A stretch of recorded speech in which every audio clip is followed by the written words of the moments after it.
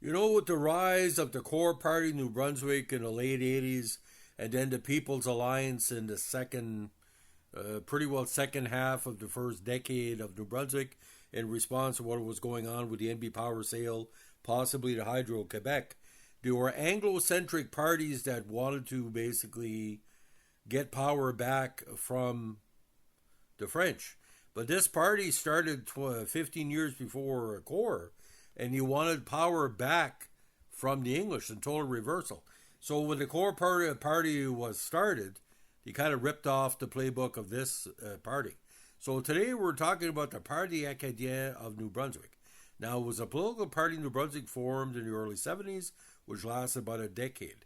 Now, founded in 1972 by Acadians who were upset over poor living conditions in predominantly francophone areas of the province versus those areas dominated by Anglophones. The economy of New Brunswick was concentrated in the cities of Frankton and St. John and Moncton, while the eastern and northern parts of the province, predominantly francophone or also English Acadian, was relatively poor as a result of the economy based primarily on entrenched and seasonal commercial fishing and lumber industries. Of course, this was before the heavy industry boom in the northern Brunswick. Now, despite efforts by Louis Robichaud, an Acadian who served as the province's premier between the 60 and 70 elections, to modernize through investment in education and business promotion by instituting what he called an equal opportunity program, some Acadians felt he would be better served by their own administration. As a result, the Parti Acadien advocated the formation of a separate Acadian province within Canada, a proposition that would require an amendment to the Canadian Constitution following a provincial election and referendum. Now, the Parti Acadien tried to distance itself from more radical elements, even hesitating to use the word nationalist. Their platform had several socialist policies, though officially their goal was to work for reforms using the already existing framework of New Brunswick law. He also explained that they were not anti-Anglophone per se, but felt that the capital system in place in the province favored the predominantly English South. Many of the radicals joined a new cultural organization, the Société Acadienne de Nouveau-Brunswick.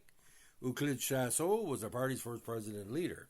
The party did nominate 13 candidates in the province's 58 ridings in the 74 vote, 23 in 78 and 10 in the 82, which was the party's last. Now, the party considered an alliance or merger with the NDP, encouraging voters in ridings with no Parti Acadien candidate for to vote for the NDP instead. No formal agreement was ever reached. Now, that because there's always been a deep union influenced by the Acadien communities in the NDP, so that's why. Now, in 75, Jean-Pierre Lantagne was elected leader. He sought to abandon demands for a new Acadian province, instead maintaining a social democratic agenda for New Brunswick as a whole. This caused a rift in the party, with some members hoping that the success of the sovereignist Parti Québécois in the province of Quebec would spark hopes for Acadian nationalism as well. Lantagne insisted, however, that his party was not a New Brunswick branch of the Parti Québécois.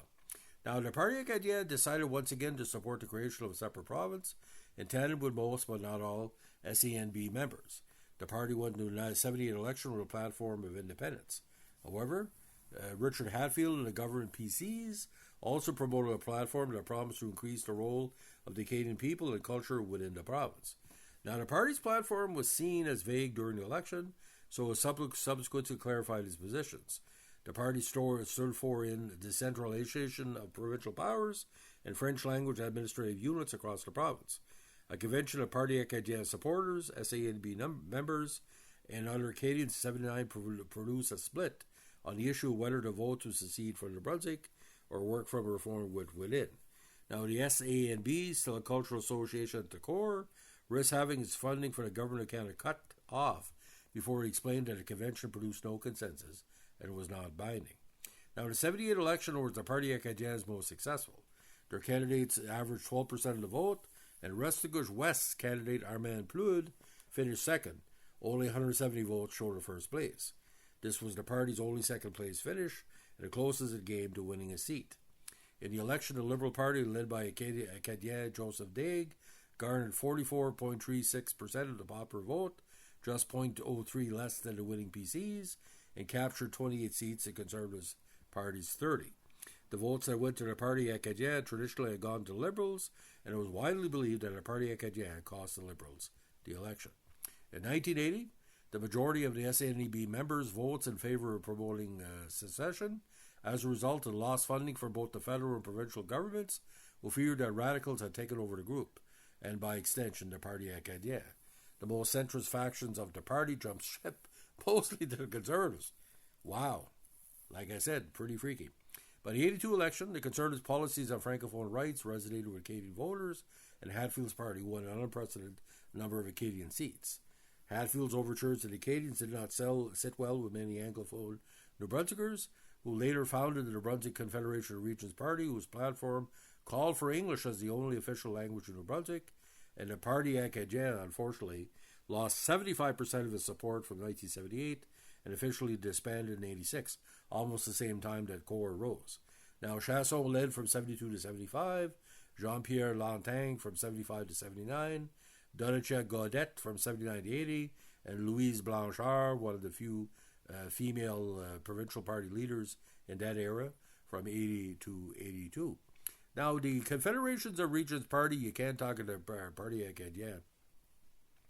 It had a Finnish status in the legislature between 91 and 95 before losing all the seats. Now, founded in 89,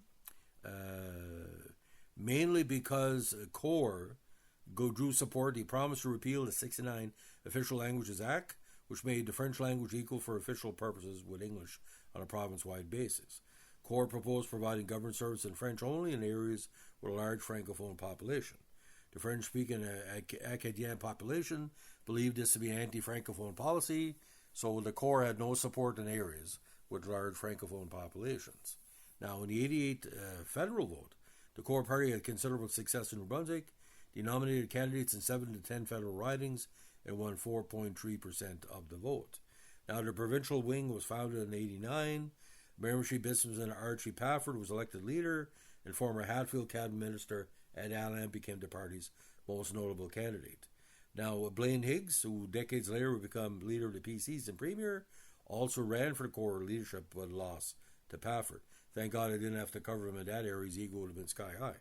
Now, party's greatest success came in, again, 91, when they won 8 seats, running with only 48 of the 58 ridings. They did run in Restigouche County, quite interesting.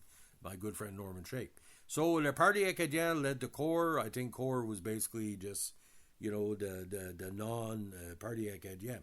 But you got to understand, ladies and gentlemen, the thing is about the separatists in Quebec. They weren't really supporters of the Parti Acadien. They basically believed that they were the only Francophones who could exist in North America and needed to separate, where most of the Acadiens would say, okay, we love the federal, they're big supporters of Trudeau and Robichaud, who worked together for various reforms.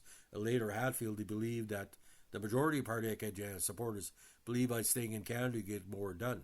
And they weren't most of them were not pro, Parti Québécois or FLQ. If anything, maybe a fringe. Every party's going to have a fringe, but like with the CORE party, again, it's the same thing, but Anglophone side. Yes, no.